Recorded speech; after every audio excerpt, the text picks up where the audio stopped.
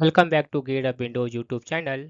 In this video, we will guide you on how to know Wi-Fi version in Windows 11 or 10 using Windows PowerShell.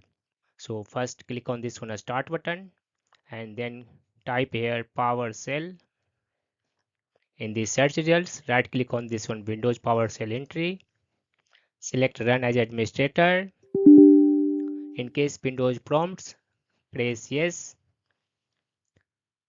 Once PowerShell opens with administrative privilege, copy and paste this one command from this one video description, then press enter on the keyboard.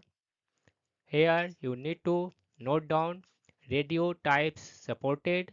Just move to the last one entry, that is 802.11ax, and you will need to match this one details with this one table that you will find in this one video description.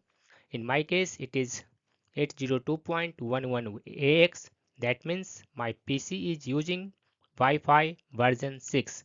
That's all about this video. If you are new to our channel Gear Up Windows, kindly subscribe it. And if you love this video, press thumbs up. Bye bye.